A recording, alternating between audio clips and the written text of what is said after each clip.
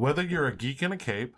Or I don't like saying geek there. We should say nerd instead. Well, our show's called Entertain the Geeky. I understand. So your show is for people who bite the head off of live animals as sideshow freaks. So whether you're a nerd in a cape, Our rogue who's sneaky. join Chris Roger and... Mike? as we entertain the geek. I like the fact that Mike was like, I'm going to piggyback off Roger's questioning his name. I'm sure. Well, most people call me Brodeur, which is probably the easier way on my radio personality, this persona that I do for shows. Most people just call me Brodeur. Well, Okay, well, have fucking Mike. Brodeur. Mike Brodeur has been a friend and a confidant and like an advisor for many years to both you, I, Jason. And he was our boss. Pretty much anybody that we talk to on a daily basis or have a relationship with now is kind of your fault. Yeah, good.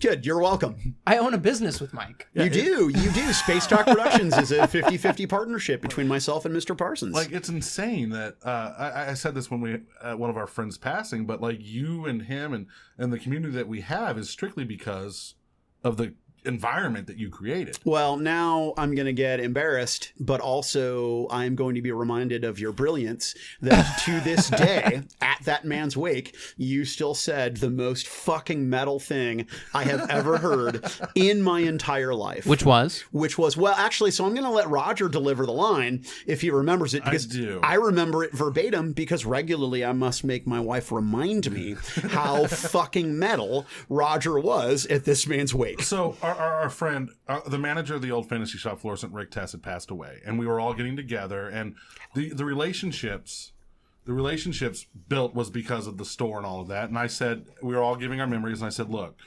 Rick Tess proved one thing to us all, and that's NPCs truly matter. Yeah, fucking metal. Like, fucking metal. So hurtful and real and true and just raw. Oh my God. I was so high that night. I looked at my wife and I was like, swear to God. I want that on my You will tombstone. tell me tomorrow exactly what Roger said so that I will never remember this, because it's the most metal fucking thing I have ever heard. and Mike This dropped. guy, yeah. Like Mike dropped and like he was like, that's the greatest thing ever. And then it was his turn and he was like, I got nothing. Yeah, I'm out. He's never at a loss for words, too. No, now I did jump back in and did. go on a whole soliloquy about how Rick was creepy and ogled girls. Which and he was. He was, but he was also a decent, generous guy. Yeah. You know, because he had layers to him. Yeah. Like an onion. Like every person. Like an ogre. Every person has some degree of depth. I mean, he did like the reason you know me as Roger Wayne is because of him. Yeah, Roger Wayne Moss. Yeah, I was like, who's Roger Wayne Moss? The guy sounds like a fucking serial killer. Which is 100% true. Yeah. And they're like, oh, yeah, for sure. And then, met him through the store. And Yeah. And he was a serial killer. And yeah. And then Mike trained me for like a day and said, get the fuck out of my store. Yeah. So let me say this before we get into it, because I know that this is your guys' show, Yeah. but we were talking about things that we're going to address today. So there are two subjects, if I may. Yeah, shoot. One, I think Rosario Dawson is delightful and a wonderful actress, and I'm so excited that she's going to play Ahsoka Tano. Fuck yeah. When I was watching Clone Wars, at first I fucking hated that petulant, obnoxious child. By the end of the series, her story arc was so good. She is my favorite character. As long as I get to see her dance on a rooftop, I'm okay. Clerks callback. Too, Yeah, so I love her. She's a wonderful actress, and I find, not that her attractiveness matters for her ability as an actress. It speaks for her charisma, but, she's not interested in being with me. My understanding is that she came out. Is that real? No, because she's dating one of the Democratic nominees that just dropped out of the race. Oh, really? Yeah. So she's. Oh, I thought Rosario Dawson was into chicks, and I care. She might be. Yeah. Okay. She might be both. She might be bi. both sides. Got it. Yeah. Right. But on. Good for her. You have a shot. No, I don't, because I'm married. And number one, number two, there is no way a woman of her status and notoriety would be interested in dating me. Mike, all you have to do is dream and dream big. She's not good enough for you. Yeah. Well, I would not let her date you. Yeah, well, how about that? So the point is, the point is, she's wonderful, and I'm super stoked that she's playing that character. Yeah. But she was the night nurse too, and She was. which She is was. badass. She was great. I love her. But We were talking about COVID and how it's impacted people, and Yeah. about how I'm super energized and talky to be in presence with other human beings. Yeah, we are practicing social distancing about 3 feet away instead of the 6. The 6. Yeah, Chris put his dick out 24 times, and that's how we determined how far away we needed to be from one another. That's exactly right. Yeah. But COVID is a thing, and we talked about this last week. The quarantine we joked about happening is actually happening. So now's your time to get together, game over the phone, game, guys. Just you've got Do a the month. Netflix party app too. That's There's fucking so many cool as things shit. going on. But Mike, you're a role player. Yeah. Like that is your hobby. That is what keeps you going. I love miniatures, or as I refer to them, toy soldiers and toy soldier games. Most miniature hobby stuff that I do relates to role-playing games and not miniature games. I love board games, but you're right. The storytelling community activity of role-playing games, that's my cup of tea. And you're also one of the people that actually enjoy getting around a table. I do. Like the entire point of this hobby is getting around a table, telling a story, doing things like that. Not seeing other human beings in person socially is driving me fucking mad. Can we cuss on this show? Is that okay? Yeah. Oh, yeah. This isn't Well, nerd news. hey. So okay. I cuss so much. On I know. Nerd News, So we're Jason's was like, we're recording, or we're recording this promo for Conniving Cooks, and Jason's like, yeah, I had Mike on the show. I'm like, I know, that's really awesome. He's like, did you listen to it yet? I was like, I haven't yet. And he's like, you need to listen to it. I was like, oh, it's good. He's like, it's good. He's like, but I had to put a disclaimer on it because there was so much profanity in it. And I was like, that's fucking awesome. That's so Mike. The worst part is that I really tried. I was like, okay, that's my 4th F-bomb. And he goes, no. Yeah, no. When I was on Nerd News, I dropped it one time, quickly apologized, and Jason's like, "It's already fucking over. Let's just go." Yeah. But yeah, no, we're an adult-oriented show. 18 over is what we're supposed to say according to Jason. No, Fuck we have to put a explicit content thing on it. Which we have talked about streaming ropes of jism flying across the room on this show. Yeah, I mean, if you've not caught on at this point, you're doing something wrong. But you can't you don't have to actually label it. What? You don't have to label that. They give you the option to check the box. So I can tell you for a fact that I know Jason has a specific listener who reached out to him and said, hey, I like the fact that this is family friendly and that I may listen to this show while my daughters are in the car. Then good for him. Don't listen to my episode, Mr. Sisson. Well, you know what's so funny is God damn it, Ken, you son of a bitch. I've done Nerd News with him before, and I was like, man, fuck that. Yeah. And he's like, dude, I'm trying to like tone that down on the show, and I'm like, man, that's fucking stupid. That's his show. and like as part of the company, we were like, Jason, this is your show. No, we did. Do whatever the fuck you want to do. We were like, do it how you think it's going to be best, and he is. He is killing it. So how would you guys feel if the Influence Foundation hired Jason as an actual employee? Whatever. I don't care. Would that bother you guys? Why would it bother us? I don't know, because he's yours and he works with you and he's part of your company. He's an owner in our company, though.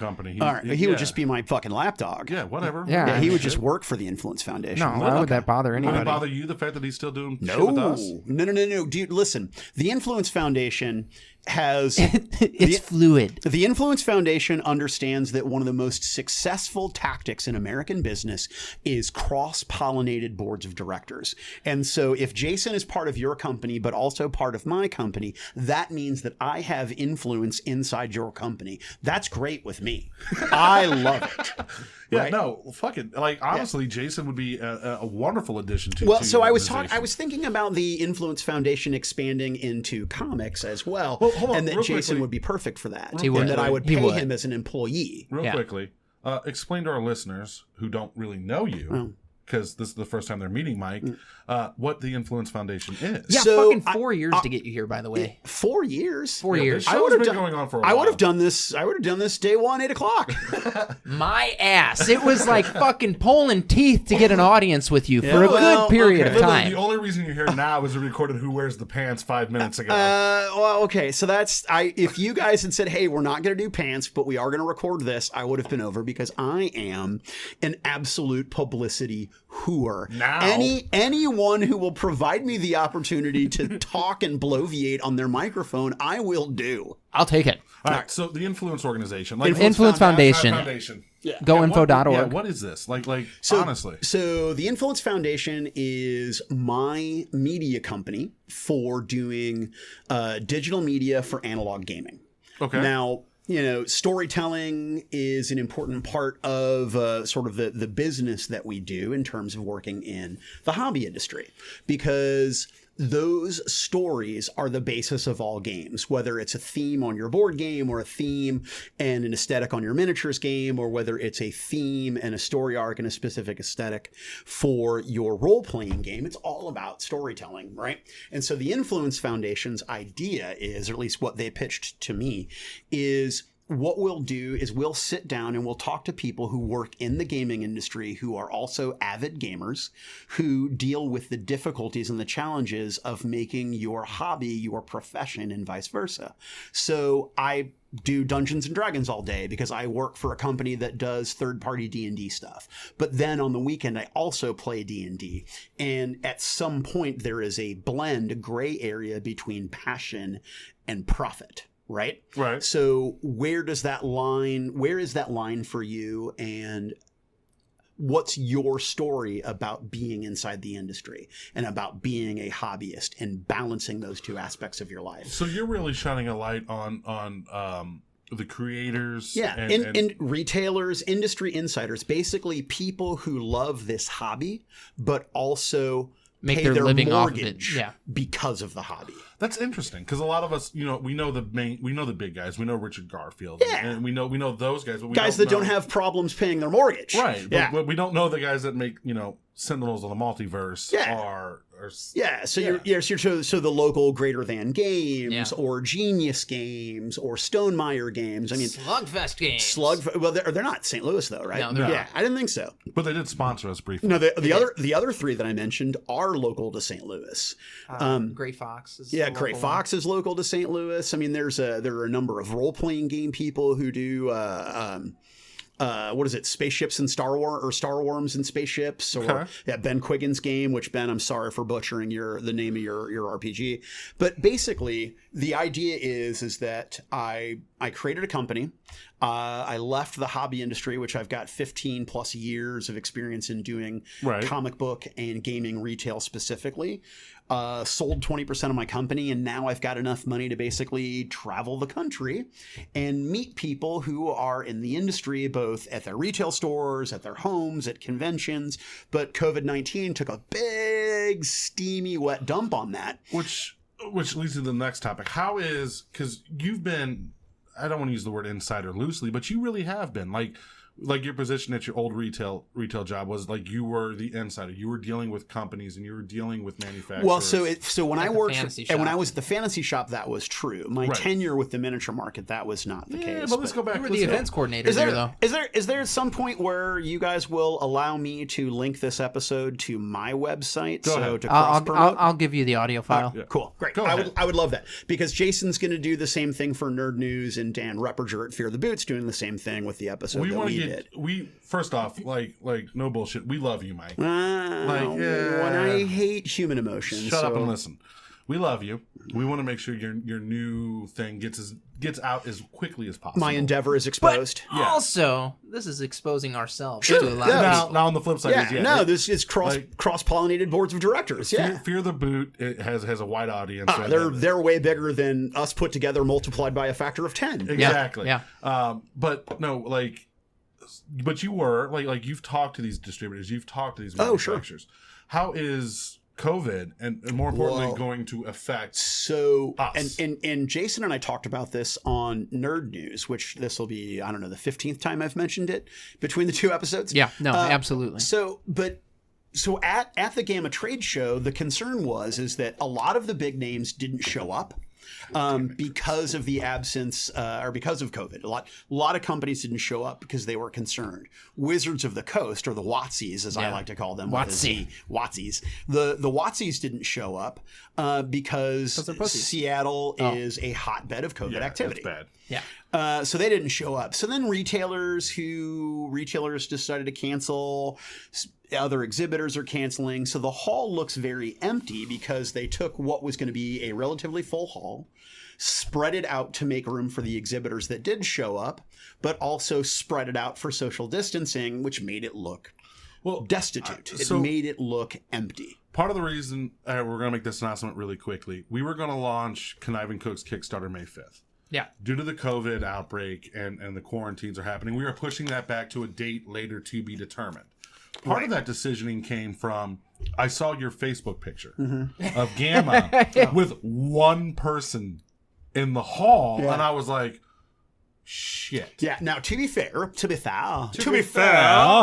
that was like 3:30, 4 o'clock in the afternoon on the second day. It's fucking Gamma, though. No, it's true. Well, and here's why. People were going home. It was just like Sunday, the last hour and a half, 2 hours of the convention floor, the exhibit hall at Gen Con, right? People were going home. They realized that there's not really anything going on Friday. So there's no reason for me to stick around for Friday. This hall's dying. People just started to go home. They started to wrap up and close early because there was no one there. Now, the big concern about COVID was all of the different areas that it is going to impact in the production and sales chain of a game. And the real big paranoia that Dan sort of uncovered from Dan from Fear the Boot is that it's the life cycle of games that are going to suffer, right? Because your game goes into production, you go to Gamma to try to get distributors to carry your game. Right. You go to Gamma to see what new games are out there the distributors are talking about, what's independent out there, what's the industry news, what are the products that we're going to be excited about. But now what we're looking at is how COVID is going to impact if we don't have Adepticon, which is not, Adepticon was supposed to be this coming weekend. I was going to Chicago to meet people and interview and do exactly what I did at Gamma, but to a larger degree because I was bringing my podcast and my recording rig. Well, Adepticon got canceled. Well, I know people here locally that are designing a miniatures game that was getting released at Adepticon. So now what? Games Workshop purportedly was going to make some big announcement at Adepticon. Not going to happen. But more importantly, how much product did we ship to Chicago that's still in storage that we were going to sell for our booth? Because we shipped it a couple weeks early to make sure that it was there and make sure that it was going to be there on time. Am I ever going to get that product back? The product's already paid for. It's in your warehouse. Do we have the shipping infrastructure to send that product to me? If you go to China, do I have the storage space here for that product too? I mean, that's huge. I have a big basement. Are the Chinese going to make my game? Because when they're making face masks and gas masks and medications, my role-playing game is not a priority. Right. So, is it going to get made? Is it going to find space on a container? Is it going to make its way to the United States? Is it going to make it from that storage facility at the dock to my storage facility at my warehouse? Or to the distributor? Is the distributor going to have the infrastructure to send it to the game store? Is the game store going to be open to sell my product? Oh, and by the way, if I don't have Gen Con to get that product in front of tastemakers and alpha gamers, what's that going to do to my game sales? So, wow. No, that's fucking hard. Yeah. Let's talk about comic books, because you guys do comic books on this show. Yeah. New books come out every Wednesday. My comic book store's closed for 30 days. That's four comic book sale cycles. That's four Wednesdays. That pull and hold's going to be a bitch for you. Well, they also say that, because we were talking to Jason about this. Right. Most of the stores are running like a one-person skeleton crew kind of thing, curbside and service. It's curbside pickup. So if you have a pull, so I can't come. But you can't come and select books. All right. What is that going to do for titles that are brand new? What is that going to do for back issues? What is it? I mean, is Diamond Distributors the only comic book distributor in the United States? Which we have an issue with on this show. Yeah. Well, here's the thing. They hire temp workers to work, as my understanding, and I could be very wrong at this point. I do not know over the years how their infrastructure has changed. However, at one point it was, we get day laborers or people that work for temp agencies to come in on 1 or 2 days a week to sort through all these books and to package them up. Well, how many of those people are available to actually, are you even going to get your books? Are your books going to be on time? People aren't allowed in your store to try new stuff. You're not going to talk to people about new books. A guy like Jason, who is an amazing employee to have at your comic book store because he's engaging you and he's saying, oh, dude, Roger, I know you like this author. I know you like this artist. It's super kick-ass, brand new today. Check it out. It's not happening. It's not happening anywhere. And that's the only reason I read Nailbiter. Jason, like that. Yeah. Dude, have you played the Alien RPG? I haven't. Like, I want to buy it. It's so fucking cool, and you should buy it. But you know what you can't do? You can't come to my game store and feel my hype. You can't. Oh, goddamn, Mike with a C. You can't come in and feel my energy and my hype and my enthusiasm, and you cannot experience what it is to. Yeah. And that's what we do, right? And that's what I do as a speaker. Human interaction, reading body language. Most of our communication is nonverbal. I am very bad if I can't be with you in person. Well, and the thing about us is we're nerds. Mm-hmm. We're geeks. We are in our own little bubble. Now, society has allowed us to explore, thank you MCU, thank you the explosion of pop culture, but we're still like, what is ours? Mm-hmm. I'm going to buy Magic Packs. I'm going to buy the new D&D book. Right. I forgot you were a villain. I not anymore. I haven't played Magic in a very long time. No, I'm kidding. Magic the Gathering is like CPAP patients. 10% of them are fucking amazing. Yeah, the other 90% are monsters. And I'm in the 10%. Yeah. Because the community matters more than the game. But I can't walk into Fantasy Shop, Miniature Market, Newcastle, and pick your brain about the Alien RPG, the new RPGs that are coming out that might expand my horizon. Right. And that's really where COVID-19 is hurting us as a hobby. Well, I mean, hell, let's just medically. So, and I told the show a couple episodes ago on Who Wears the Pants. I've told it multiple times, but I've destroyed my left eye. Not destroyed, but damaged it to the point where it's really severely impacting my vision. It is getting worse. I have to have surgery. I was at the doctor yesterday. The doctor, because there's only one operational, that's redundant. There's only one functional OR that they have at this facility, at this hospital, downtown, fucking Big Barns. They have one optical OR that they can use. So my case has to be reviewed by a board and prioritized for them to determine when I will get my surgery. Now, everyone who on the board at this point agrees that I need surgery, but imagine in 6 months when this is worse. And we're not talking about government-controlled healthcare. We're not talking about private fabled death panels or anything like that. This is private healthcare where the hospital is so stressed where they're saying, okay, your case is important, but it's not as important as this guy or this lady over here. Yeah, whose lungs are liquefying. Well, my mom's an office manager for one of the hospitals around here. I won't say what. Yeah. But elective surgeries are stopped. Yeah. Well, imagine we're in a situation where you don't have private health insurance, where it is the government that is making these assessments. The government who mismanages money, the government who mismanages people, the government that doesn't give a shit. I just got political. I'm sorry. You totally did. Yeah. These are the people that are going to make the decisions about your health care.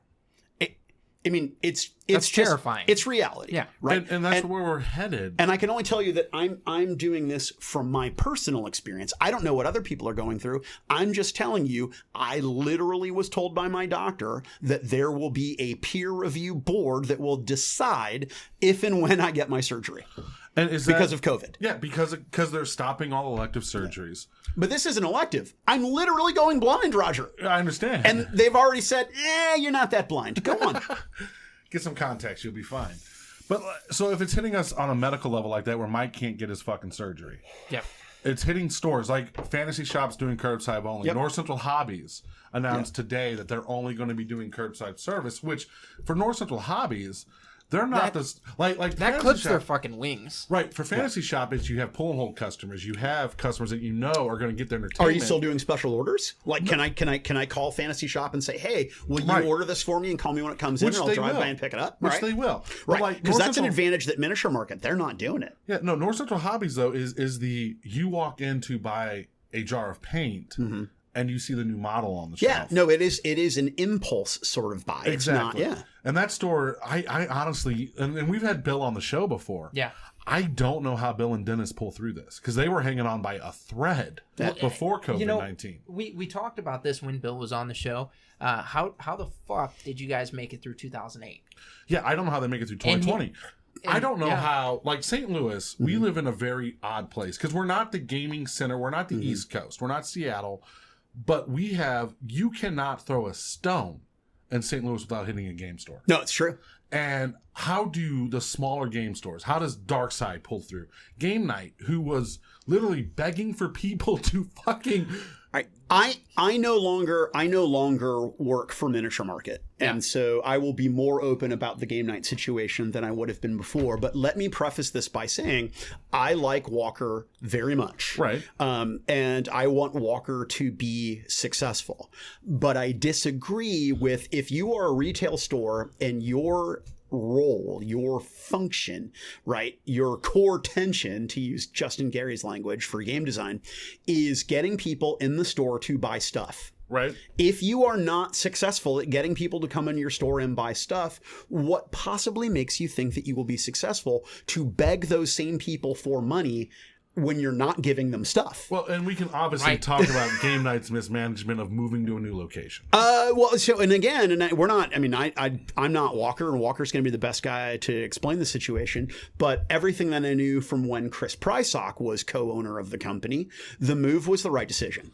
And we need, one thing I would like to do on the show is actually try to reach out to local game owners. Oh, well, then, now see, that is where we become, because as the Influence Foundation, that is one of the things that we want to do is collate data on store sales, because that's something that doesn't exist. No. But any which way, I would love to work with you, Roger, to get that done so we can exchange connections. Well, much like we did with Bill. Like we had Bill on the show, and Bill was explaining his store, his demographic, which is a lot different than ours because he's an RC car model guy. Yeah. But I would love to talk with game shop owners about, one, how did they survive this? Two, were they ready for this? No. So, and how do you pick up from all of this? Okay. So here, because we both, our 9 to 5 is car business. Our 9 to 5 is shut down right now. Yeah. The car business doesn't fucking shut down. I'm going to be super unprofessional and go piss while you guys break down the car industry. Go ahead. No, we're not going to break down the car industry, but if that industry, the one that doesn't close for anything, like if you're dying, they're like, all right, well, I'll see you in an hour. You know, you can be a little bit late today. That's it. So how does that affect these shops? Yeah, no, that's fucking huge. Honestly, guys, nerds, geeks, dorks, y'all, now is the time to support. Like, we have raised the banner in the past. Support your local game stores. Support your hobby. Now's the time to do it. Honest to God, the ones that are offering curbside service, the ones that, like, normally you would hop online and you would save the $20 buying a board game. Don't. Do not do that. Call your LGS. Get the curbside service. Support these people, because right now the events have stopped. You know what's hard about that? Okay, so using Miniature Market as an example, they are a local game store. Yeah. They have their game store shut down right now. Yeah, but they're fine. Do you order from their online store? No. I personally would not. If they are the store that I game at, I absolutely order from them. Me going to Miniature Market, though, is me, like, 9 times out of 10, one, we've discussed on the show like numerous times how I don't have a home right now. So I would walk into Miniature Market with the pretense of I'm going to find something I don't know. Yeah. Now, you're gone. Mike's gone. I really have no desire to go there. And I love Miniature Market for what they do. Right. But I don't have a home right now. Yeah. For the ones that have a home, for the ones that normally would go to that store and you would spend your $20 on Magic cards, but you're still going to order the board games online because they're cheaper, don't do that right now. Now, fucking for sure do that curbside pickup. Fucking spend the extra $20. I disagree. As a former Miniature Market employee, Miniature Market's website is still functional. Their warehouses... I just said that. Oh, okay. Yeah, no. I just beat that drum because I was like, if that's your store, continue to order from them. Yeah, they'll mail to you. They do free shipping over $100. If it's a local store. Yeah. But this is one of the things that's wrong with the fucking industry, because if you exclusively shop in game at Miniature Market, by God, keep them going. Yeah. If you're one of those people, though, that you go to Newcastle. You go to Newcastle and you buy your Magic cards there and you support them by doing the local events, and that's where you go to game. Don't order the board game. Order it from them. Do the curbside there. They need that right now more than that $20 But you're this gonna is save. so. This I'm is sorry, Mike. I know this spits in your capitalistic viewpoint. this is because this is something that we've talked about on the show, and I've talked about with Mike on Who Wears the Pants. It is so fucking important at this point for you local stores to have an online presence. And if you opened up online ordering, you would be doing yourself a profound service. Jesus, I'm drooling and shit. And you would be doing your customers a service, and it would help to bulletproof you a little bit in times like this. A week ago, Chris and I were talking about how great it would be to be quarantined because we get to play more D&D. And we're going to play more D&D. We're going to play more role-playing games. But is that wise? Is it wise in the situation for us to risk infection to play a fucking game? I'm of the opinion, yes. Yes, but and I posed that question like I was in the anti-camp. Let me ask you a question. Like, I'm gonna stop you. Did 9/11 stop you from gaming? No, in fact, my wife and I got married. So 9/11 happened. We got married on October 13th. So just over a month later, and we flew to Disney World. So, but the difference is he had great airplane keys. Is that I did have great airplane keys. Is that there wasn't this. No, this Roger, is do you have unprecedented. COVID? No. Do I have COVID? I don't know. No, the fact of the matter does Chris is, have COVID? Nobody knows here. And even if I did, could I get a test? No, because I'm not exhibiting symptoms. Right. And you're not rich. So what the fuck does it matter? Let's just. But anyway, I don't want to get you sick because I don't want to kill your grandma. I don't want to get Chris sick because I don't want to get his kids sick. Well, his kid's a little germ factories, and we can discuss that later. Yeah, well, they're way more than 6 feet away from me, right? Because of the we boil order. Yeah, well, no, I was gonna. I'm gonna boil you in oil. Oh no, I was actually saying because of the court order, but but gaming does not have to suffer because of this. No, because you've got Roll20, you've got so much technology. Fuck it. I can just FaceTime you from my phone and watch you roll the dice if I have to as a DM. But here's why I don't want to do that. And here's why I don't want to record podcasts remotely. Because it takes away from the human experience. I can't. I just that level of communication to me is so empty. While I understand you, and I agree 100% with you, gaming at a table. This is the reason why I don't. If you agreed 100% with me, you would not be making a case to do digital gaming. Hear me out. But hear me out. As much as I love sitting at a table, and as much as I love the interaction, and that's really where role playing shines. Role playing is our thing. Yeah. Right. That's where role playing shines. The idea that we're at a table, we can be fluid, we can joke, we can talk about butt fucking the earth, and pick up the dice when the combat happens. To ensure the survival of the hobby and to ensure the survival of the story. Right now, sometimes changes do have to be made. Well, so here's the problem that I have.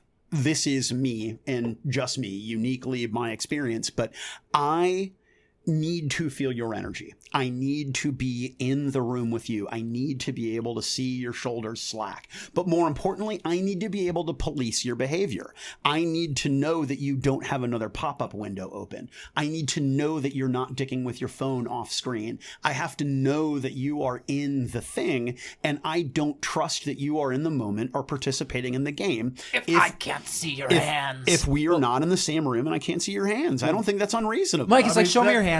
I don't think it's unreasonable. Though, that does seem like it's your hang up though. Yeah, it's not a hang up. No, God damn it. So hold on. To be fair. So Joe Rogan is still bringing people onto his podcast to record episodes.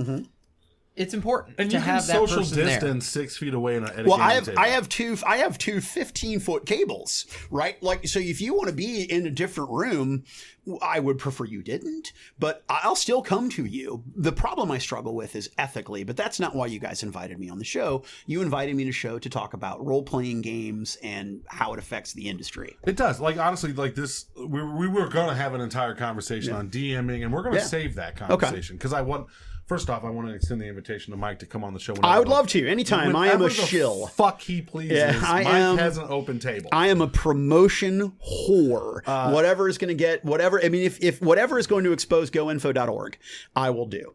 And you are a great friend of ours. You've been in the industry for a very long time, and I love picking your brain.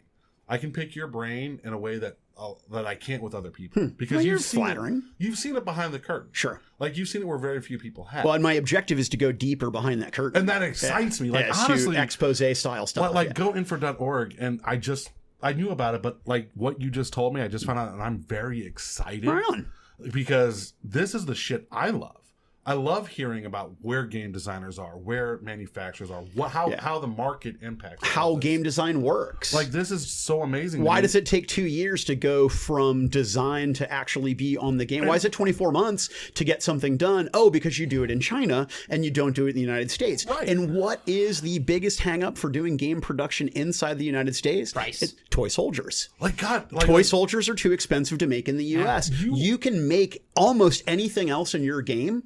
You just have to have somebody do the work to find the places and consolidate the production, or go to a company that does it all. Right now, nobody does toy soldiers. Which is why when we were talking about Conniving Cooks, where we're going to print is truly decided on the Kickstarter. Right. If it becomes more financially responsible for us to print in China, we're going to. But Chris and I have made an effort to make sure that This is American. This game will be printed in America. You can produce a card game in the United States profitably and not have it take you 2 years to get to market. And that's what we're working on. And it all depends on the Kickstarter, all that stuff. But our goal is to be an American-made product, to print in America. But like you're just a wealth of knowledge and more than just the insider of the gaming industry, because you've been a gamer for so long. Yes, I love this hobby. I love it. I just want to pick your brain. Like I literally want to have like a 3-hour conversation with Mike on just picking your brain. Well, if you pick a subject and fire. Right. And like, you just do your thing. So I am extending you this, and this has never been extended on this show. Mike Brodeur. It has never been extended. Like Officially, no. Officially extended. It's happened. On the air, I am telling you this. At any time you want to pull up a chair and talk with us, you are welcome. I will move guests out of the way. I will make sure that you shut up and listen. You have an open invitation on this show. And I think Chris agrees with me on this. No, absolutely. I mean, here, if Jared Leto's going to come on the show and you're going to interfere with that, I will kick Jared Leto out. Yeah. You're out. Jared Leto will be here. Listen, Jared Leto, listen, Chris, I love you, but fetch isn't going to happen. You're wrong. So stop trying to make fetch happen. It's just not. You don't fucking lie to me. It's just not going to. You Fetch don't is not. fucking Okay. lie to me. When Jared Leto shows up at your house and says, "Hey, Chris, I'm ready to record an episode of whatever bullshit you do," that's the day that Christina Hendricks comes to me with a complete bald eagle and said, "Hey, by the way, your wife is right here, and she says it's okay for you to fuck me." Not the While same. she records. Not the same. Yeah. While Not she the same. records. No, you can't. I can't have that level of shame and inadequacy be recorded, Roger. I cannot have that. It's okay. You have to so you can remember it. No, Yeah. no, I will remember. Just like Holly's perfect vagina, I will remember. There's very few things that I could commit to memory, to recollection, but that is one of them. So let's go optimistically here. How bad is this going to get? Optimistically, 30 days, everything's okay. We stop having these situations where people are getting better and then dropping dead, which is a thing that's not getting reported a lot, but is fairly common. In fact, somebody in my brother's church got sick, an older guy for sure, but got sick, got better, fucking died. Boom, done. But how does it affect the hobby? Optimistically speaking. Best case scenario, 30 days from now, things are back open. And game stores are still open. People are hurting financially, but nobody's closing their doors. Now let's talk realistically. We know how game stores operate on a razor thin margin. Yeah, realistically, what happens is 30% of them die. Yeah, is that realistically, I think that if we can survive, because the economy we can't do more than a month of being locked up in our houses. People are going to go fucking nuts. I mean, I'm going to go crazy, and I've got food like 4 days. and water, and people are going to go crazy. But more importantly, people are just they're going to give up. They're going to realize that I can live without this hobby. I don't need to have my comic books. I don't need to buy this many role-playing games. I don't need to be part of this community of 40K players. There will be attrition. You will lose fans. People are going to stop doing the hobby. But more importantly, game stores that are able to weather this storm, at least initially, if we start to atrophy fan base, if we start to atrophy product that will close doors. Now, I would be remiss to just make up numbers and decide, oh, well, I think X percent, but it will have an adverse impact both on the fans' participation and on the store's income, for sure. So one thing we talked about What you got? last week was the fact that Black Widow has officially been pushed out. Yeah. Pushed out? Yeah, pushed out. They've canceled the release date. Okay, so they've delayed it. Suspended. I'm sorry. Yeah, They suspended. don't know when it's going to come out. I didn't know the verbiage. A lot of movies are going to Onward, for example, which you guys should watch. It's fucking fantastic. a lot of movies are going to fuck it. We're not doing theaters. We'll do VOD. $20, you buy it. And all that things, which is cheaper than taking a family of 4 to the theaters. No. We Right. talked about that yesterday. Yeah. But how does... Yeah, why would I take a girl who's not going to fuck me to a movie theater and buy her dinner when I can pay a girl the same amount of money Right. who is going to let me drill her in the shitter and then Right. and then deliberately not call me? Which we prefer. How does... But so you would know this more than me and Chris, and we've talked about how movies impact the culture. Mm-hmm. Like you tend to see more of a spike in Avengers sales when the Avenger movie comes out. You see these things. Does the MCU and does these movies that we've come to enjoy impact the stores as much? Yes. And Yes. pushing them back is going to damage. Yes, it will. But if you are a comic book fan, particularly of the DCU and the in the Marvel universes, understand that the amount of money that those companies make, that DC and Marvel make selling you your comic books, is insignificant when compared to the multimedia money they make from doing cartoons and films and toys and underpants and everything else. Is that those comic books are an opportunity to advertise the hobby, to advertise the DCU, to advertise the Avengers. What they want is they want you to buy toys from Target and they want you to buy movies and download things. Those comic books, they're necessary. They're a necessary factor in the equation, but they're insignificant by comparison. Which leads a couple weeks ago, Jason and I had this conversation because AT&T/Warner is talking about possibly closing down the DC printing side. Mm-hmm. Are they really? Yeah, if this new event doesn't, it's all rumored. It's It's speculation. It's rumored, solely. but they fired their CEO. Are they going pure digital? Because here's the opportunity. No, that was the conversation we were having. Is, right. Here's the time. They're talking about shutting down their publication arm entirely. So we didn't know what it meant. Regardless of COVID? This was before This was COVID. Whoa, that's awesome. Okay, now I'm in. Oh, you've got me. I'm hooked, Roger. This was the conversation they were saying if the new 5G event, which is their new DC relaunch. You and I both know that comics relaunch since the 90s. This reminds me of the 5G. This is sort of peripherally links to a 5G conspiracy theory that I've been watching videos on. But anyway, interesting. Go ahead. Yeah. So Warner Brothers is discussing in the fact that if this event is not successful, shutting down the publication arm of DC Comics. So they're saying we're going to launch a New 52 style event. Correct. I'm just saying that for my own, and I know New 52 is old. Apparently, for my own reference point, we're going to do a big event, and if it's not successful, we're just going to stop making comic books. That was the rumor that was going around. It was a rumor. Okay. It has gained traction. So we're going to go on this rumor bandwagon here. Okay. Apparently, the 5G event, talking with Jason and his ideas of what's going on, is it's much like Marvel now. Mm-hmm. So they're passing the torches on. Batman will no longer be Bruce Wayne. He'll be XYZ. Wonder Woman's going to be so-and-so, And blah, then blah, blah. as a cynical reader and a cynical person in general, my first question is, how long is it before Bruce Wayne is Batman again? About it's a year. It's a short period. It's About a year. 1 to 2 years. Unless they shut down the publishing arm. Now, let's add COVID-19 to Well, this. and those fucking dickless coward cunts. And then if Bruce Wayne's not Batman anymore, when they make a goddamn Batman movie, sure as fuck it's going to be Bruce Wayne. Oh, it definitely will be. And that's the thing You is, fucking cowards. The publishing you arm, fucking cowards. The publishing arm is not going to fucking change their media arm. Yeah. Why?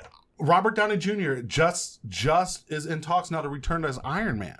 Like, this is happening. There was never a time where there weren't talks about him being Iron Man. No, like they're let's talking be about him coming perfectly clear. back for the fucking Disney Plus bullshit. Yeah, but- just like he's supposed to make a cameo in Black Widow. Whatever, fucking cares. Who fucking cares? I'm That's tired what- of that's Robert Downey Jr. as Iron Man. I love it. I think he's brilliant, and he can Yeah. be Iron Man until the day I die. Right, Yep. and he was. Agreed. His story is over. He And died. I'm still not dead. You're not. I'm but not you dead. can go back and you can rewatch Iron Man. There's one thing I know about comic books, professional wrestling and soap operas, people come back from the dead. They do, and God damn it, MCU, do not do this. Oh, everything's getting undone, we've got man. snippety snappies there. Yeah, we can do whatever we want. Look, You know what? I'm And when it doesn't work, we'll relaunch everything. We'll reboot the Avengers with all new people, and you'll fucking buy it, Roger. You'll buy it. I won't. The absolute testament Time to out. that was fucking Tom Holland as Spider-Man. Time out, Chris. I have said this numerous times on the show, and I meant it from the day I said it to now. The fact that Endgame happened meant I no longer have to watch a Marvel movie unless I fucking want to. Right. Before, I had to. I had to figure out what was going on. I had to see how these were interconnected. So I no longer have to. So, Roger, what you're telling this audience Yeah. is that if 5 years from now they had an entire reboot of the Avengers with a brand new actor playing Black Widow, brand new actor Captain America, brand new actor Spider-Man, brand new actor, you wouldn't go see it. It depends. Yeah, you'd see it. Don't I fucking don't plan on seeing Black Widow. I'd see it. I don't plan on seeing Black Widow. This kind of commitment is the commitment's over for me because when Iron Man launched and they talked about the MCU back in the fucking day, I was like, all I want to see is we knew Infinity War was going to happen, and I wanted to see this on film. I have seen it. I no longer need to see the X-Men in the MCU. I don't need to see Fantastic Four in the MCU. I really wanted to. I wanted to, but I don't need to. I spent 22 films, 10 years of my life going, I need to see how all this pays out. I have finally seen it. And you did an amazing job, Marvel. Congratulations. Kudos. I tip my hat to you as a person who wanted to make movies when I was younger. You did an amazing fucking job tying these stories together and delivering me an emotional story. But guess what? Much like Indiana Jones, much like Star Wars, much like Star Trek, that time has passed. Thank you for entertaining me. Right. But Roger, and I appreciate your perspective. I tend to agree with your perspective as a fan, but as a money-making entity, no, I refuse to stop. No, because why would you? I will lose you, and I will get 10 more new people. And more power to those people that hang along. More power to those people that are going to go see Black Widow. Even though that story is done, the character is dead. I agree with you. There is a point of diminishing returns. Marvel. The question is that where's the disconnect between diminishing returns financially and diminishing returns as entertainment? You're done. You've seen what you needed to see. There's nothing else that they're going to do for you. However, where's the opportunity to continue this and make money? Because it's still there. And I've said this time and time again. Superhero movies are the new Westerns. And once that's they good. Still make Westerns. That's good. No, they don't. Not like they did. Not like they used to. But Tarantino they still does. Exist. Tarantino, but they don't. They don't. It used to be Western movies were the thing. It was the big thing, 50s, 60s, 70s. And then it died down to where every once in a while you might get a Western, 2 Westerns a decade. Like, legit Westerns. We're not talking independent film. We're not talking... We're talking Unforgiven. Yeah, right. We're talking Unforgiven, Tombstone, Wyatt Earp. Jesus Christ, yes. 310 to Yuma. Like, those... I had a love-hate relationship with that movie. Yeah, but anyway. so superhero movies are the new Western. So they come out every 3 months. Here's a new Western. Here's a new superhero movie. Eventually, we will get burnt out. Now, we are seeing this. We are seeing Marvel and Disney. Now, Disney is being rumored to be bought by Apple during this whole COVID-19 thing. Shut up. Yeah, it's out there. Look, Apple might be buying Disney. They can't afford Disney.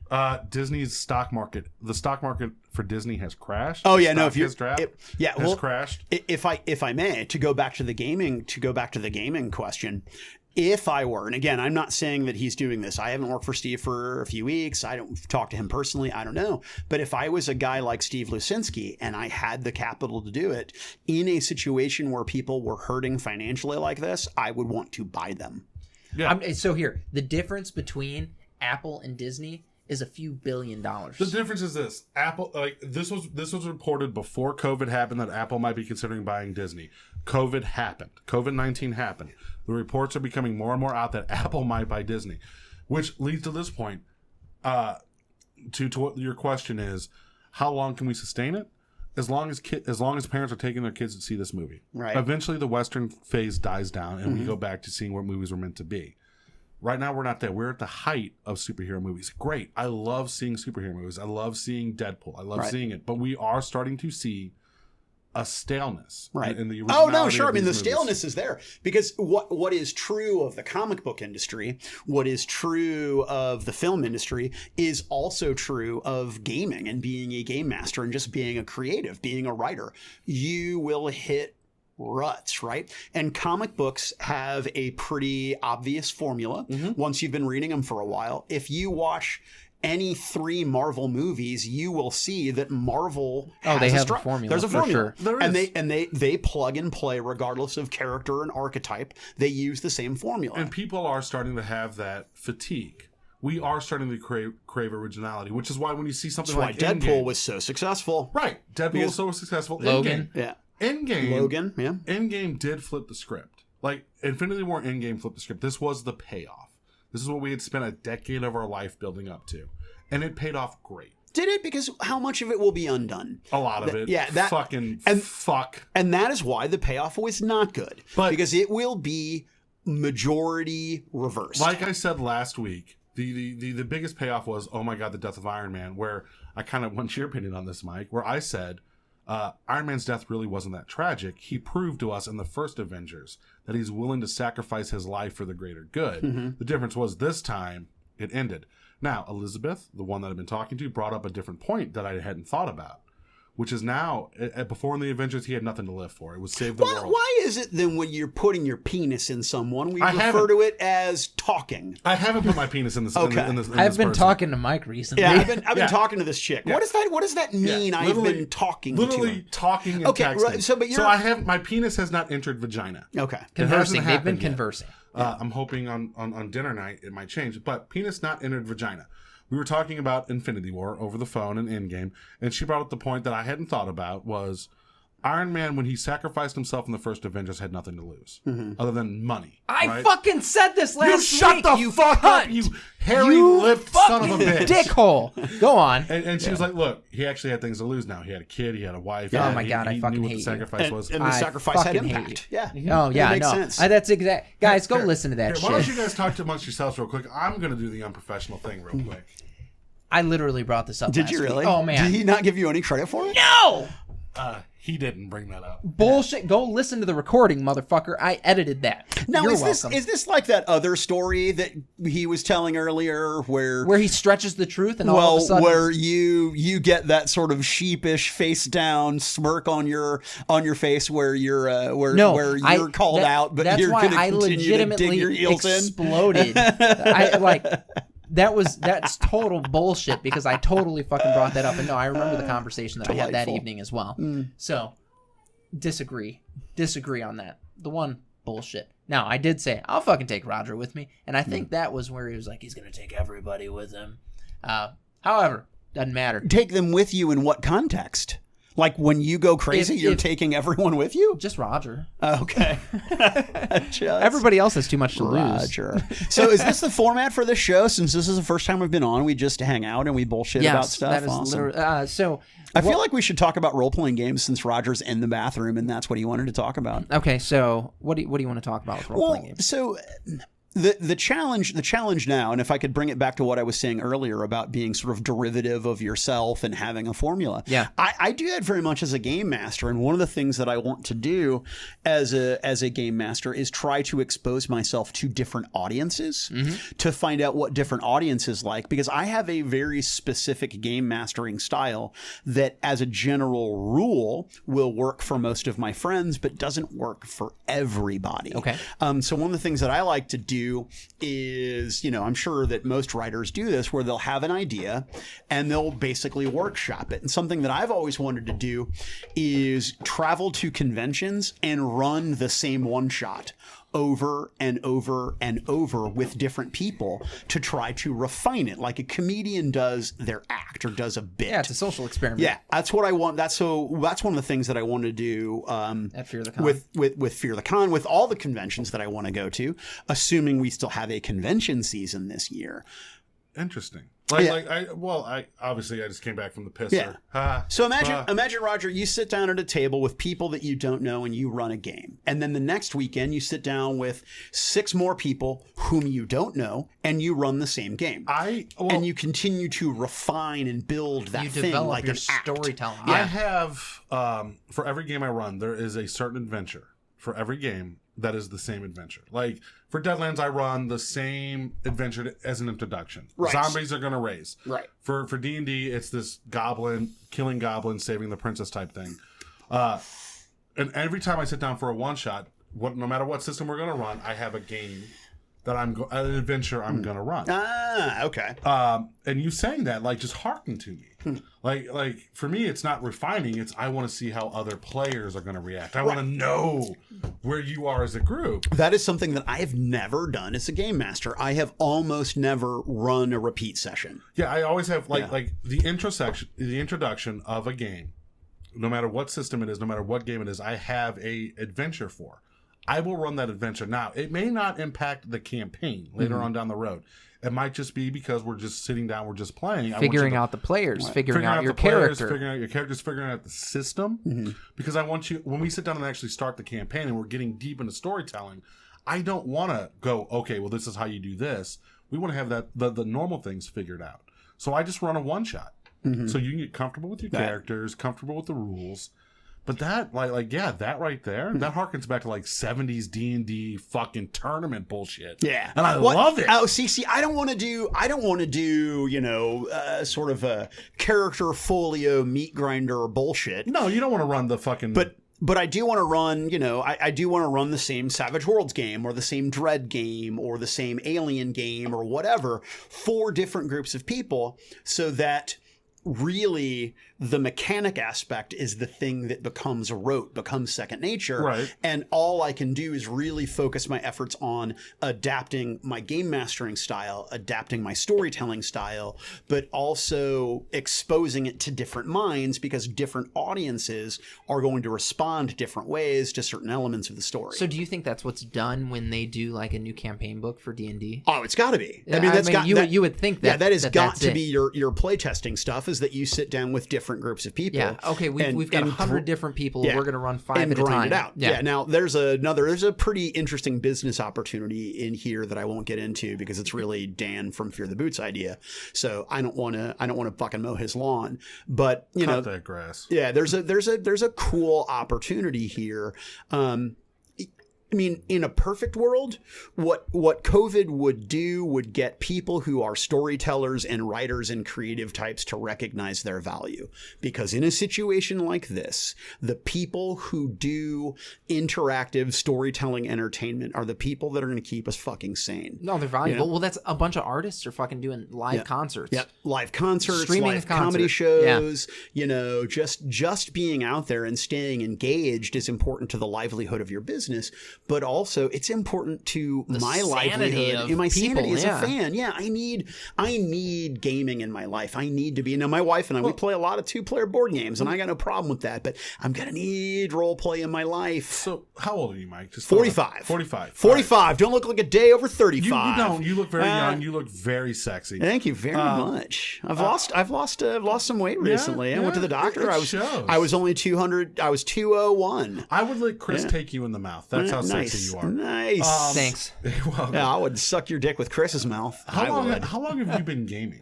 My first game I was ever exposed to, I was, maybe 6. 6? Okay. The first time I did role playing on my own, I was 12. Okay. Yeah, so... He's an old head. Well, no. Yeah, so 33 years? Yeah, how long, like, who introduced you to gaming? So my parents did. So when I was a kid, actually told this story on an interview with Jim McClure on his show Talking Tabletop, which never aired, which disappointed me because his interview style and his show was one of the things that inspired me to pursue this, talking as a career. But I was a little kid. My parents were 70s weirdos. We were living in Salem, Missouri, in a house that my father had actually designed. He had actually done the architecture for and helped build. So my parents were still married. I was very young, and they had these weirdo D&D playing friends that came over. And I remember very specifically sitting in at some point my mom's lap and at some point my dad's lap as a little kid,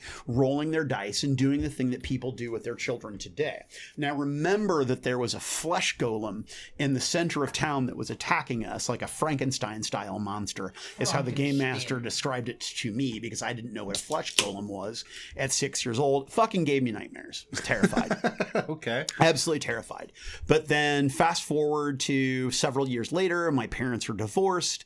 My mom is, monstrous and abusive. My dad's gone. And my older brother is really, really into sci-fi and fantasy, and my older brother was my protector. He's basically my default father figure. And so I wanted to do everything that Bob did. So if Bob had gotten into soccer or to tennis or to football, then I would have gotten... We would have a very different Brodeur. Would have a very different Brodeur, yeah. We wouldn't know him probably. Yeah, but my brother got into role playing games and weird shit style board games, not like Advanced Squad Leader, but like Harpoon and that sort of stuff. So he's doing all sorts of weird games and playing Car Wars and Ogre. And I was just about to say Ogre and Car Wars. Yeah, so he's doing all those weird Steve Jackson stuff before Steve Jackson went mad. Which wasn't a long trip. Yeah. It really He's an wasn't. interesting dude, man. He's an interesting dude, and he's got a brand, man. There's a lot of success in that guy. He does have a brand. Yeah, but so then that's how I kind of got exposed to it. And then my buddy Travis Rader and we would sit on the concrete stoop of his grandparents' house, because he lived with his grandparents, and we would just make up characters and make up worlds. And then our buddy, Matt Schmutz would come over. We'd call him Putz because his name was Schmutz, and we would just make up stories. And then we would hang out with other kids from the neighborhood, and eventually it started getting into an actual game of D&D that was juvenile and terrible and Monty Hall-ish, let's make a deal, way over the top stuff. But fuck, I never turned back, man, because my life has always been about escapism. And my favorite escape is pretending to be somebody that I'm not. And role-playing games provide that. I absolutely love it. I do. I just never turn back. I've never wanted to make out with Mike more than I do right now. I think it's the 5 beers that are in you too. It could be.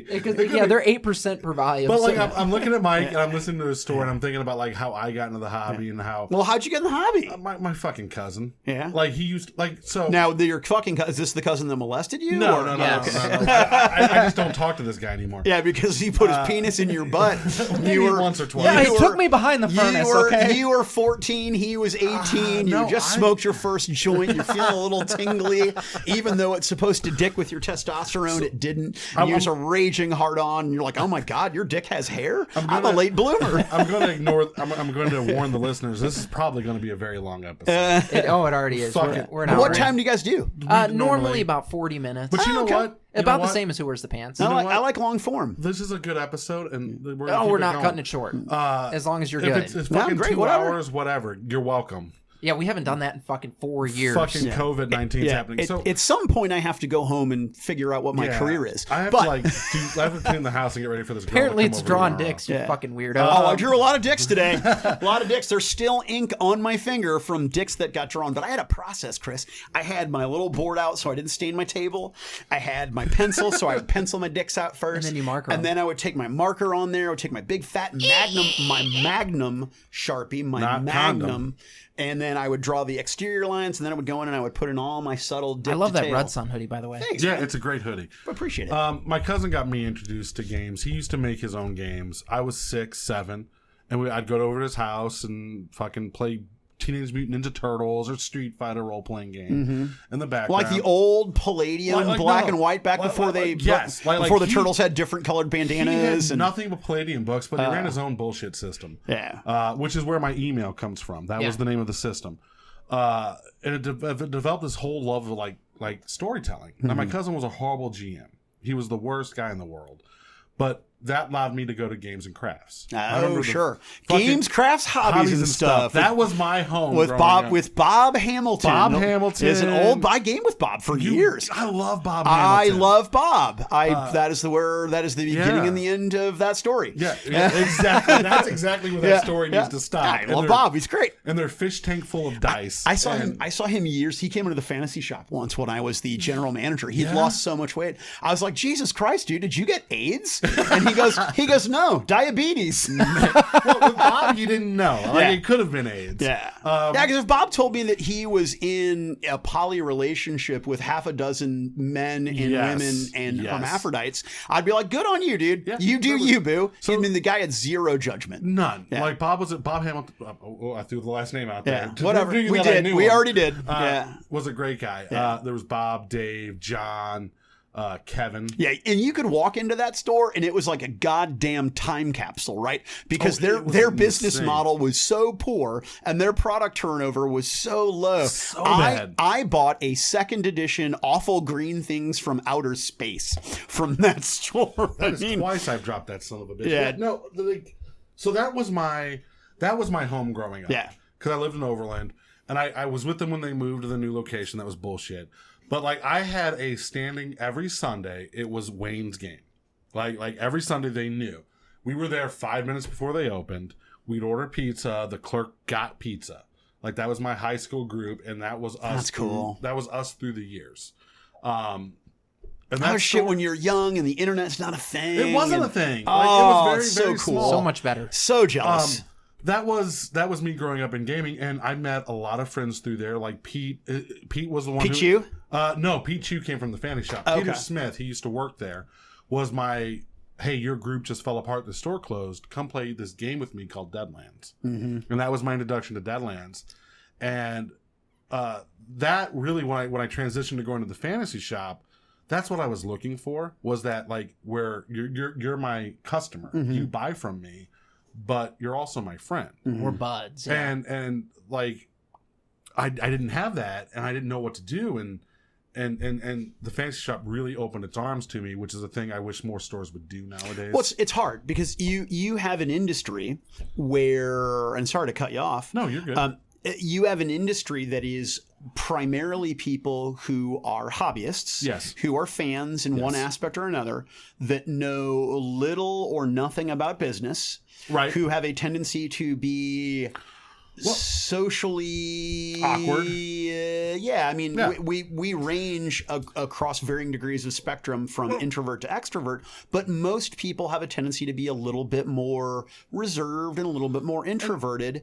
And it's a job that requires bombacity, gregariousness, outgoingness. And the one thing, like you and I have talked numerously in the past, for me, it has always been about the community. Mm-hmm. It's getting more people into the community, getting more people gaming. That's what excites me. That's why when I was playing Magic, it wasn't about winning. It wasn't about going to the Grand Prix. It was about handing a deck to a 10-year-old. It was about walking into the store and seeing guys that you know, like Joe and Adrian and Corey and Austin, and just I love hanging out with those guys. Growing that community and growing the hobby community has always been the thing, because when Games and Craft closed, it left an emptiness there, an emptiness that you're just like, fuck, what do I do now? Right. And think about how many of those people just quit gaming. Exactly. I was there the last day of business doing the silent auction going, what the fuck am I going to do now? Right. My hometown store is closed. And that's why when I look at gaming, it's never about the game. It's always about the friendships. It's always about the people we meet along the way. And you and Chris and John and everyone I've met along in the past decade, 2 decades now since they've closed, has hit that mark for me. Whereas the game is important, and it is what solidifies us, but the community, the friendships, the how do we tell a story together matters a lot more than what did I roll. No, that's interesting. No, and the result or the outcome of the roll is not as important to me, but I'm very, very different about my gaming. To me, it is it's something that when I'm running a game, when I'm playing a game, and I've said this a lot in my life, but I'm a bad player. I'm not the kind of person you want in your game as a player, but I'm a really, really good game master. I'm a good DM. I'm a good GM, referee, whatever. That's the thing, because I take the game very seriously and I want it to go, some specific directions. But my problem is that to me, the narrative is more important than the sense of community, or at least community has a tendency to irritate me when I'm game mastering. When I'm a player, community's great. I love it. I want to participate. Well, I think you're misinterpreting, because there is a very cutoff point. There is that I'm running a game, we're telling a story. Right. But if I'm at the store, and you may or may not have seen this, when I'm at a store and I'm running a game or I'm running an event, it's how do I get that kid or that guy? Yeah, that's a different thing altogether. Right. Because the only way that I'm going to continue to roll dice, the only way I'm going to get more product and continue to tell the story that I'm trying to tell is if we get new blood in. Sure. How do we do that? Well, and how do you do that when the store is closed? And how do you do that when there's no convention to go to? And how do you do that? Yeah, and that's why. And again, I don't want to sound callous, because I am practicing, for the most part, social distancing. Right. But eventually, you just can't anymore. Eventually, I'm just going to pick up those dice, and if I roll a 1 or a 2, I fucking die. That's just it. But at some point, I'm done. We as humans, we tend to look at what we like, what we enjoy. We do have the choice on how we're going to die. Like, as much as we say, oh, I got cancer, it sucks. Right. Yeah, you live the life to make that a thing. Right. Our hobby is very important to us. It is escapism. It is the one thing that keeps us going. Whether it's video games, role-playing, playing Magic. And this COVID-19 thing has made it to where we have to adapt. We have to figure out, as geeks, how do we keep the small companies in business? How do we keep our game stores in business so we have a place to go on Friday nights? Right. We're going to get through this. Yeah. Well, I'm very much of the opinion that there is a movement inside the gaming hobby industry. Now, when I say gaming, I mean board games, card games, role-playing games. I mean gaming in general. But I think, and it's not the first time that this has happened, and it certainly has happened in comic book history, but there is a movement to question the necessity of distributors. Why am I not sending product directly to game stores? Why am I not sending product directly to consumers? Which is a fair assessment. The thing is, I can say this is distributors. I know some guys that work at Southern. They're great guys. The work they Southern do is hobby amazing. games, Yes. hobby distributors. Yeah. Yes, they're great guys. I love the conversations we have with them. I love the relationship I have with them. But on the flip side, you're just the middleman. Sure. If I can go to Mike, or I can go to Dave, or I can go to Ken, or whoever, and talk to them on a one-on-one level and get my game in their store. Right. Why do I need you? But why? But even more so, why do you need him? If you can go to, let's just pick a company, Asmodee. Okay. If I can go to Asmodee's website, and Asmodee has employed people, like Rodney from Watch It Played, or Tom Vassell, or other personalities. Influencers. Yeah, other influencers who are charismatic. And instead of going to my local game store, I know I like this person's gaming style. I like their reviews. Oh, they did a pitch. They're pitching this game. They've got a 15-minute video on. I'm just going to watch that, and then I'm just going to order it directly from Asmodee, since they have a deal with ACD and they've got their own fingers in distribution. I'm just going to order it straight from them, because I love Roger Wayne Moss III, and I love his videos, and I love what he has to say about this board game. I'm just going to go ahead and buy it and have them ship it straight to me. Now I've circumvented every aspect of the chain and just went direct to you and vice versa. And I think that is the future. At least some permutation of that is the future. Yeah. So that means localized hobby shops no longer matter. I think it's true to an extent. Why do I need a local hobby shop? Now, browsing. Let me speak out of the other side of my mouth. Yeah. I think that brick and mortar retail will always have a place. Yeah. I think it will always be necessary. I think that as human animals, we will always need a place to congregate and have community. Do you know why brick and mortars matter? Watch this. Chris, what's my favorite role-playing game? Doesn't matter. No, seriously. I'm asking you. What is my favorite role-playing game? Savage Worlds. No, it's not. You Savage fucking Worlds asshole. or Deadlands. It's Deadlands. The only reason I know about Deadlands is the brick and mortar store. It was the invite I had. Right. to join this game. Sure. And because that's the way the system works. But if you are hungry and desperate and you need to find something to occupy your time to give you that escapism, I believe that you will seek it out in whatever avenues you have to seek it out. If you did not have the game store as an option to seek that out, where would you seek it out? I don't know. I haven't had a game store since, how long has it been since Florissant closed?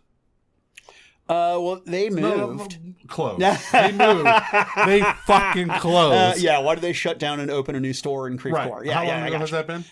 Years. 3-4 years now at this point? I mean, it happened after I left Fantasy Shop, but not that long. It was 3 or 4 years ago. So I haven't had a home for 4 years.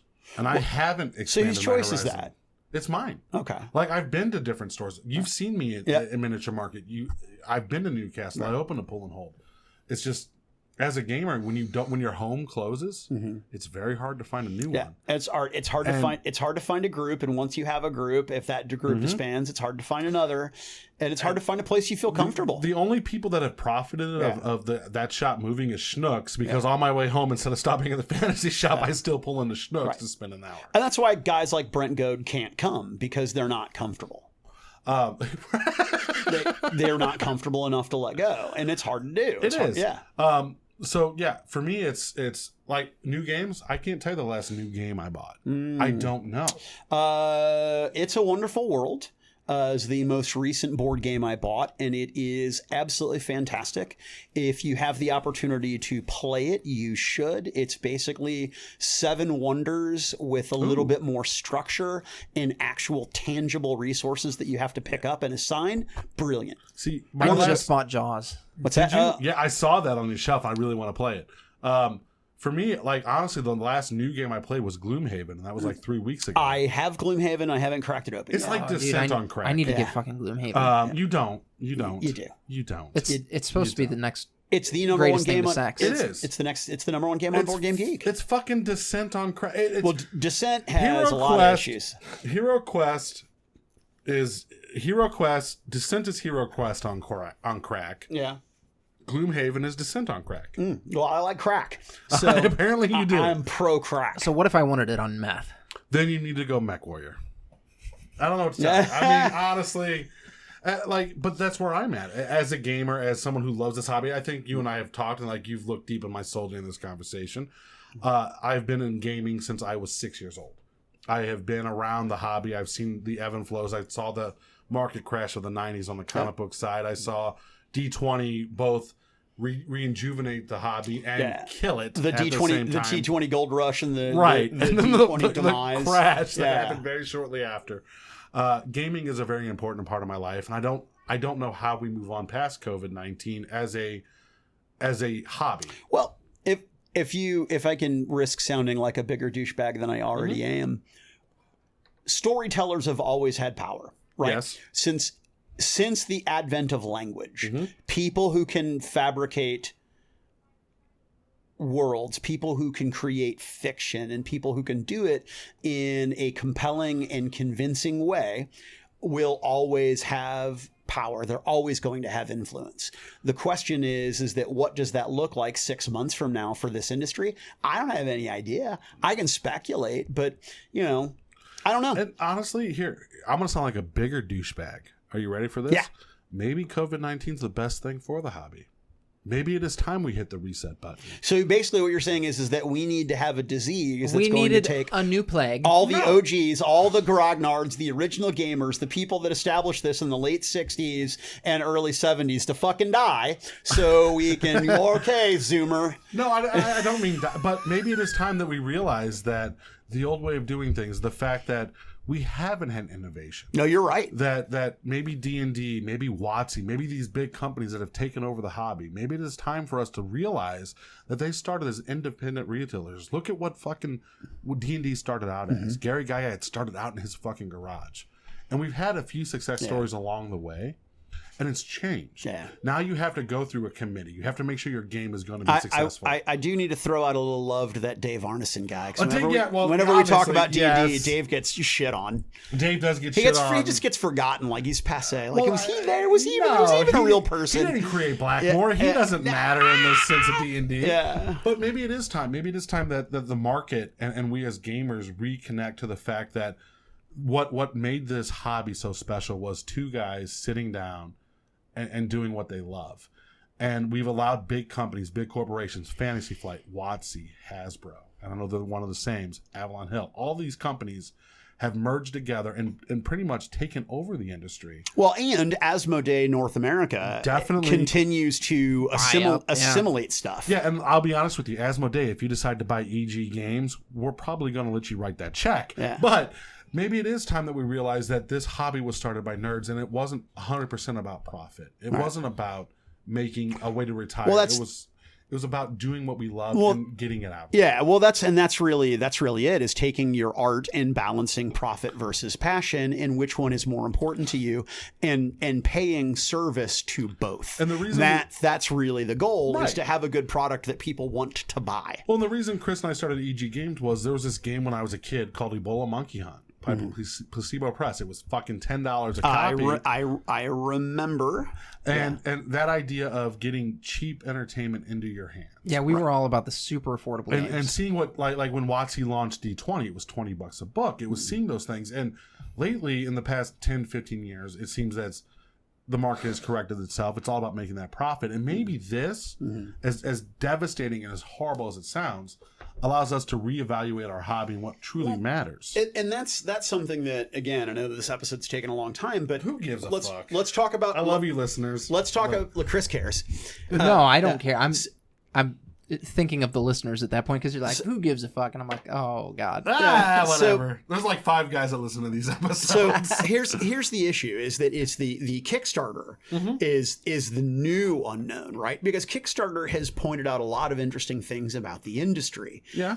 Again, I don't need investment from a company. No. I don't need AEG or Asmodee or whomever to make my game. I can make my game. You can. And I can send it directly to the consumer. But you can't get it on the store shelves without that support. Right. So I have a successful Kickstarter. People will find me. Right. People will go to their game stores. They'll talk to their buddies. They'll find my game. It happens. Here's where Cards we're Against at. Humanity is the perfect example. Well, fuck Cards Against Humanity. Here's where we're at as a company. Now we're going to get a little behind the scenes here. Right. Our Kickstarter launches.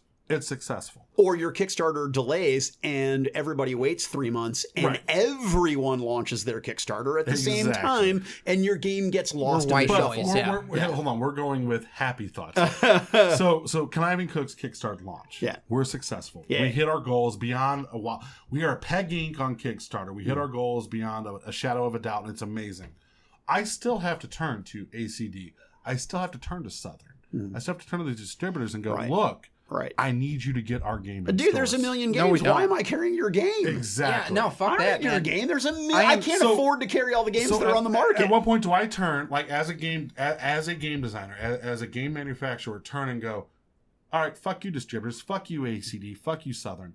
I'm calling John Perks. I'm calling Miniature Market. Do you have the time and inclination to do that? Right. And that's the or thing do you do what Cards Against Humanity did and say, God, we're so successful. Even if you want to carry my game, fuck off. You don't get to carry my game. Cards Against Humanity buy it from me or buy it from Amazon. Right. Cards Against Humanity wasn't like that for 5 years. They were like, hey, look, we took apples to apples and made it perverted. Ha. I hate Cards Against Humanity. You can hate it, but the business model worked. Real quickly, it's great. Here's why I hate Cards Against Humanity. You took a creative thing about apples to apples. I made this great wholesome game, and here's me telling a dirty joke. And you're like, let's take out the creativity. That's why I hate Cards Against Humanity. So you don't get to be suggestive, is what you're saying. It's just blatant. Well, but you have the opportunity to play the game however the fuck you want, right? Right. And honestly, I mean, I've played that game with plenty of people where I've been drunk enough where I'm like, no, you need to listen to me explain why this shit's funny, right? And I'm okay with that. And if somebody else wants to advocate for their choice, I'm okay with it too. But you know. It's a fine game. As a former retailer, I have opposition to some of the decisions and practices that those guys made. But by the same token, as a business person, whatever. They made a lot of money. Yeah, They made a lot of money, and Well, they do you know captured who lightning in a who bottle. got to distribute their game? It was fucking Target. Yep. Yeah. That's brilliant. Yeah, why would I worry about Alliance or ACD or Fuck Peach them. State If or I can anybody send it else? straight to Target. Hey. And guess who shops at Target? Everybody. Every fucking buddy. I'm stopping at Target tonight to get chicken breast candles and some things to make sure that my night Lube tomorrow and goes- condoms and right. Yeah. Right. I haven't had to buy condoms in years. Dude, that's about to change. Yeah, it's all about to change. But much like COVID-19's hitting our hobby is, how do game manufacturers go on? Yeah, well, how do you go out and fuck somebody? How do you meet another person Easy. and put your dick in them Easy. when they could have COVID? I get horny. Oh, fair. It's been like 3 months, Mike. All right, It's fair. been a while since get my it. penis has entered another living being. My floor With can the only exception of my hand. my floor can only be stained so much Like before it's time to blow that load in a rubber I love this. condom. I love this pearlescent glaze on your bathroom tile. This Don't is you great. worry about- Don't look at my side of the bed, Mike. Just don't do it. It's actually, you would shoot it into the other side, right? You No, wouldn't no, shoot because it- you roll You over. want to lay in it? No, you roll over and shoot it on the You floor want to right by fucking the lay window. in your shame? No, you roll over No, I sideways understand. on the floor, and you're like, "Fuck it." Either the dog will lick it up, or I'll clean it up later. Wow! Oh my Animal god! abuse. All right, now I'm gonna throw up. I think that's where I have to get up and pee and be done. Did I Yeah, cross that's a the good line, place to Mike? end it. But in all seriousness, Mike, it has been amazing having you on the show. Oh, I am 5 beers deep now. I'm just glad that somebody else is drunk because I can live vicariously through Roger because I want to be drunk and I can't. This show has gone on far too. This episode has gone on far too long. I'm going to disagree with you. I think this episode has been a blast. It was solid. It was solid. And I enjoyed it. And I really want to have Mike on the show, and I want to pick your brain more because you have something like I've been in the industry for a very long time, more than I care to admit. But you do have that other side. Like I'm just the guy that buys the games, Right. and Well, I would love to pick your brain even more. And that's really the pitch for my podcast, Why We Game, is I am fascinated by the aspects of the industry to which I've not yet been exposed, and I want to understand them. I want to get exposure to them. That's really my shtick. So Mike has an open invitation on this show, starting today. Mike has an open invitation on the show. It's fucking been there because I've asked him to be on the show probably a dozen times. And oh my I God. forgot how cool I was. When we started the show, Yeah. I was like, dude, I would love to have you on it. And you're like, dude, I'm just really busy. Yeah, Busy. I was a busy fuck off. No, fuck off is right. Fuck off. Fuck off. You know what? You can take the standing ovation or whatever invitation and shove it up your ass. Time out real quickly though. To be fair, Mike, be fair. I To do be own fair. your copy of Deadlands.